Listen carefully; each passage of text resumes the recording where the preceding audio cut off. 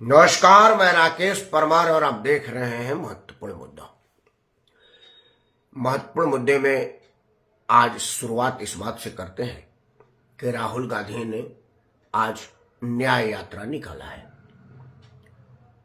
North east के मणिपुर से उन्होंने आज अपने यात्रा की शुरुआत किया है। नारा था हक मिलने तक न्याय यात्रा। अब दो प्रश्न लाजमी है कि जब राहुल गांधी वहां गए हैं नॉर्थ ईस्ट में, तो वो किसको न्याय देंगे? क्या उनके प्रति कोई अन्याय हुआ है जिसकी न्याय मांगने के लिए वो गए हैं, या जो आम जन के साथ अन्याय हो रहा है जिसका न्याय दिलाने के लिए वो यात्रा पर निकले हैं? दो प्रश्न है। राहुल गांधी के साथ कोई अन्याय हुआ है सरकार के द्वारा, ऐसा मुझे नहीं दिख रहा है, क्योंकि सरकार ने समर्थन ही किया है अब तक उनका। नहीं तो ये माँ बेटे भाई बहन जीजा साले सब लोग अंदर होते।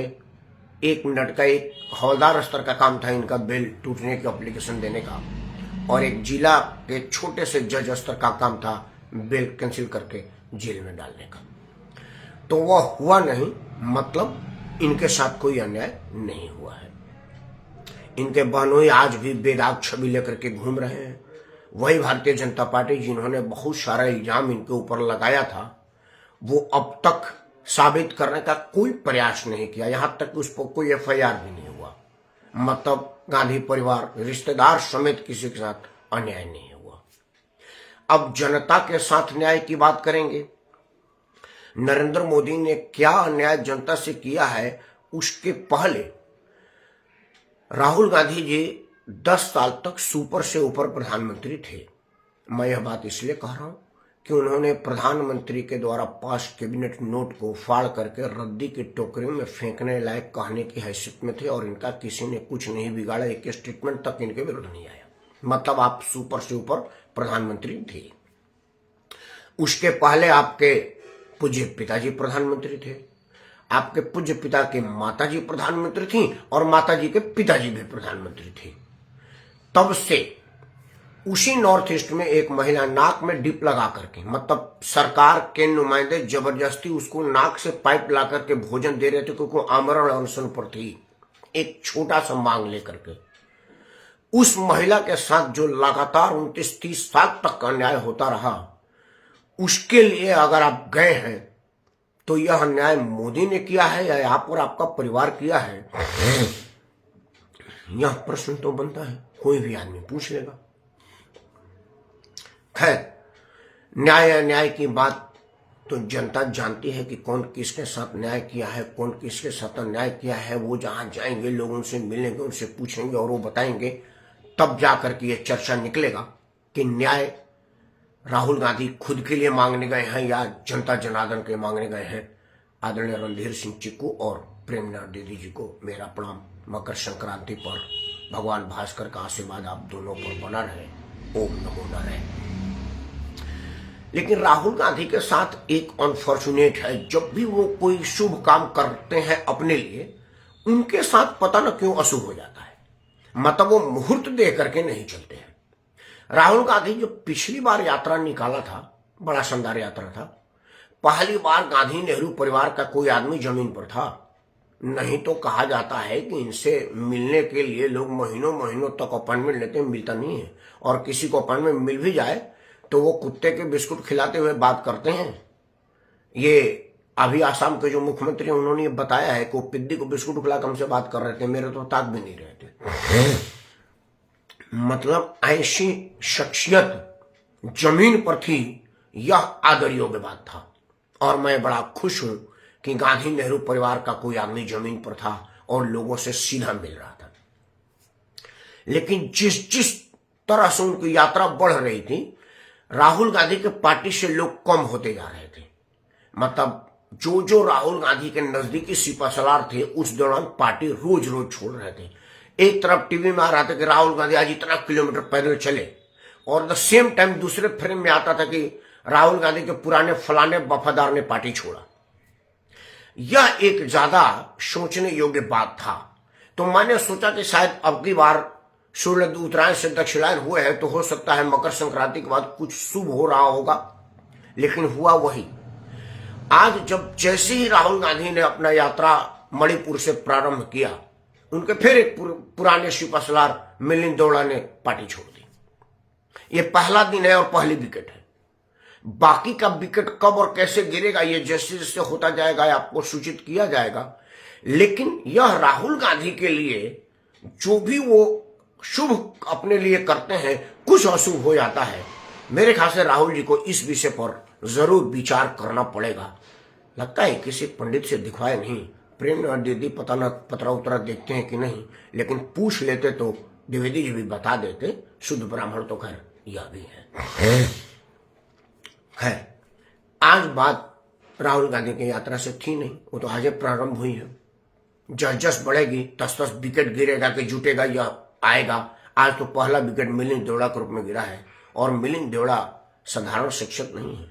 मिलिंद देवड़ा के पिताजी कांग्रेस के फाइनेंसर हुआ करते थे।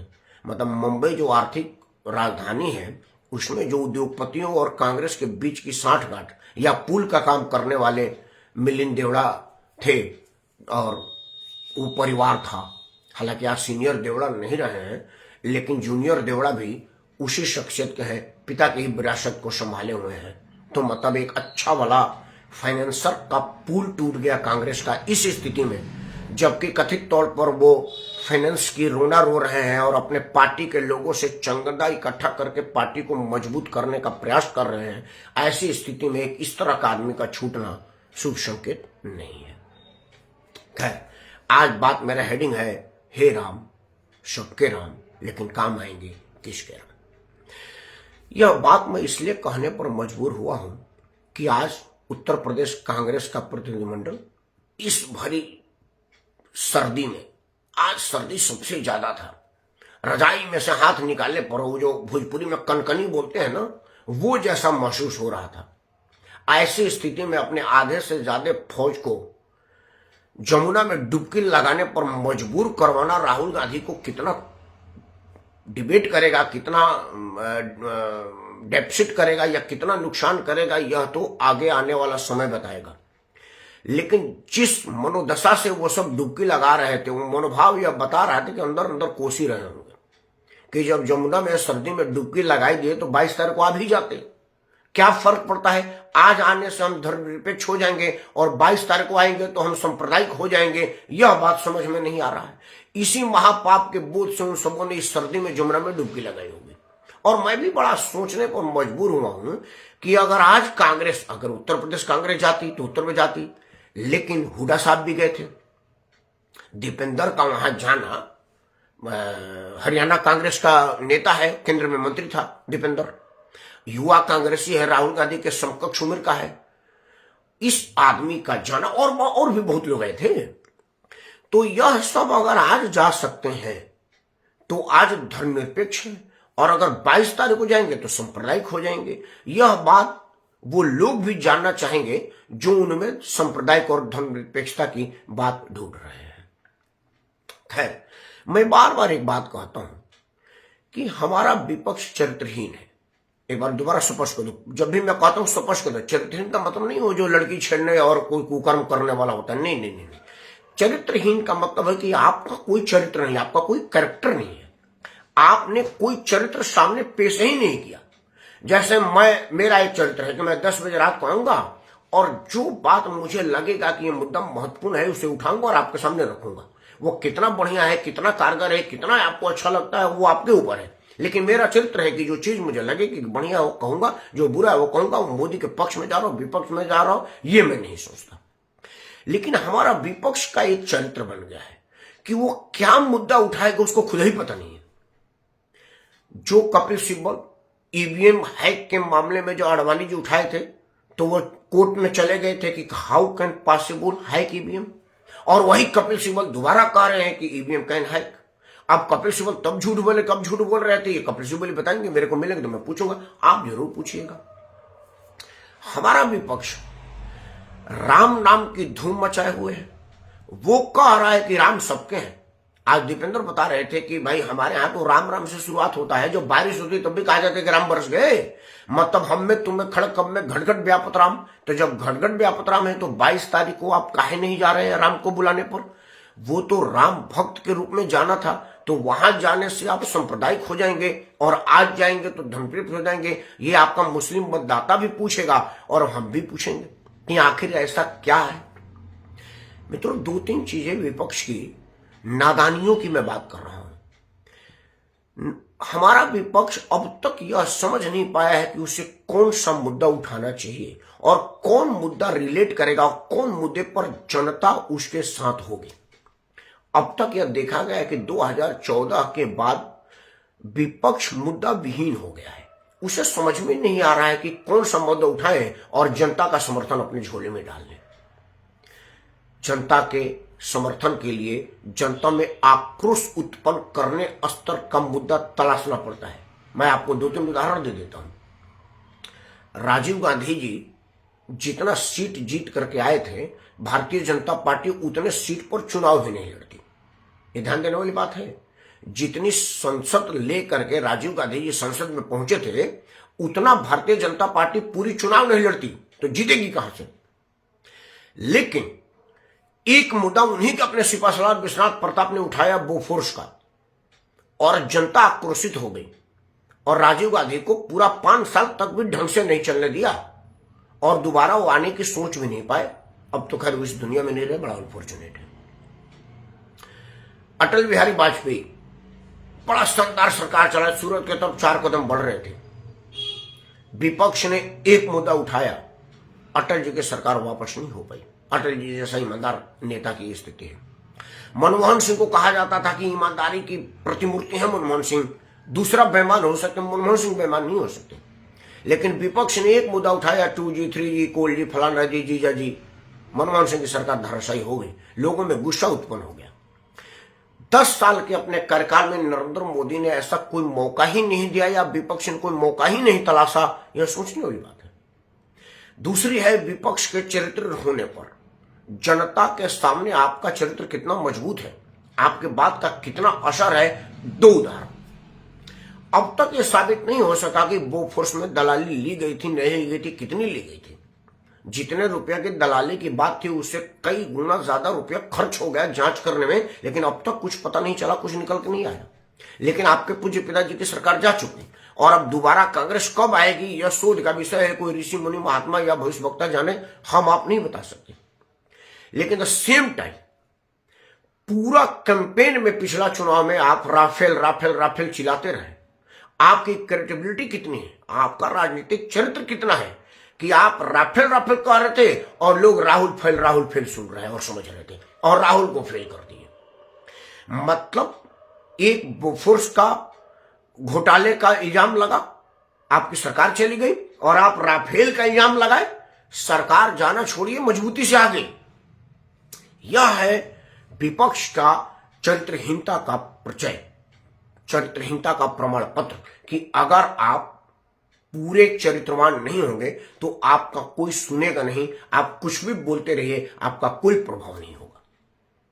विपक्ष अपने कर्मों से, अपने मुद्दा न तलाशने के असफलता से और उल जलूल बातों के साथ रिलेट करके अपना नुकसान कर रहा है, देश का नुकसान कर रहा है। देश का नुकसान इसलिए कर रहा है कि अगर मजबूत विपक्ष मोदी के सामने नहीं होगा तो मोदी अनियंत्रित हो जाएंगे। 140-50 करोड़ लोगों का प्रतिनिधित्व करने वाला आदमी को अनियंत्रित नहीं होना चाहिए।